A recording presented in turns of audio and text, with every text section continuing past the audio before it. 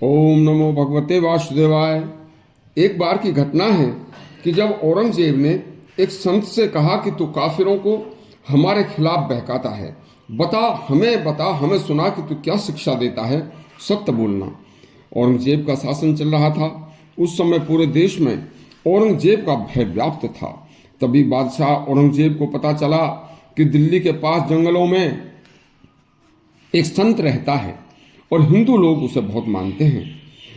तो औरंगजेब ने उसके पास सैनिक भेजकर उसे दरबार में बुलाकर पूछा कि बताओ, तुम हिंदुओं को काफिरों को क्या समझाते हो, हमें सच सच बताना। संत बोले, हे बादशाह सुनो, यदि तुमने भी ये हमारे वचन सुने तो तुम्हारा भी कल्याण हो जाएगा, वरना आपका भी रास्ता अच्छा नहीं है। इतना सुनकर औरंगजेब का हाथ तलवार पर गया, लेकिन कुछ देर सोचकर रुक गया और कहा, बोलो, हम सुनेंगे। संत बोले, हे राजा, अनैतिकता के बीच किया गया कार्य मनुष्य को भय की ओर ले जाता है, चाहे वह राजा ही क्यों न हो। अपनी आत्मा की आवाज सुन, मन की बात मत सुनो। मन की बात हमेशा दुखदाई होती है। हे राजा, अपनी वाणी और अपने कर्म से किसी को दुख मत दो, यह नाश का कारण है। संत की हर बात औरंगजेब का क्रोध बढ़ा रही थी। संत बोले, दूसरे मनुष्यों के अवगुणों की अनदेखी करना ही मनुष्य की महानता होती है। संतोष के वृक्ष पर हमेशा मेवा फलता है। रूखे सूखे में संतोष का जीवन जीने वाला महान होता है। संत वही होता है जिससे बाद में भी लोग याद करें। कुदरत के कानून के खिलाफ चलने वाले राजाओं के महलों पर राजन, किलों पर चील कोए चिमगादड़ अपना घर बनाते हैं और एक दिन उनके वंश नष्ट हो जाते हैं। कम बोलना लेकिन सच बोलना मनुष्य का तप है। क्रोधी पर क्रोध मत करो, उसके साथ करुणा का व्यवहार करो।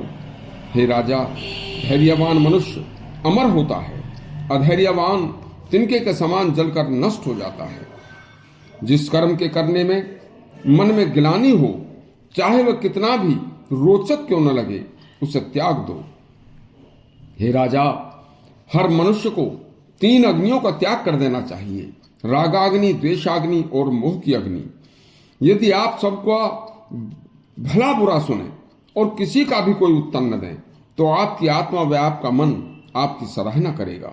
आप अपने को कभी खाली न रखें, हमेशा भरा हुआ रखो, तो आपको स्वयं ही अच्छे अच्छे रास्ते नजर आएंगे और आप जैसे ही उन रास्तों पर बढ़ेंगे, बुरे रास्ते स्वयं ही पीछे छूटते चले जाएंगे।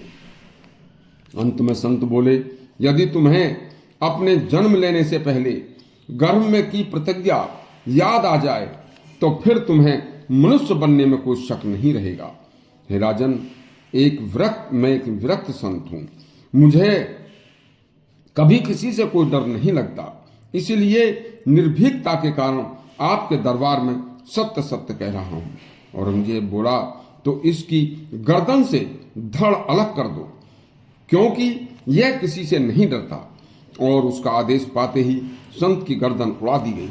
आज उस दुष्ट शासक का कोई वंशज नहीं है। ऐसे सभी दुष्ट शासकों के वंश नष्ट हो चुके हैं।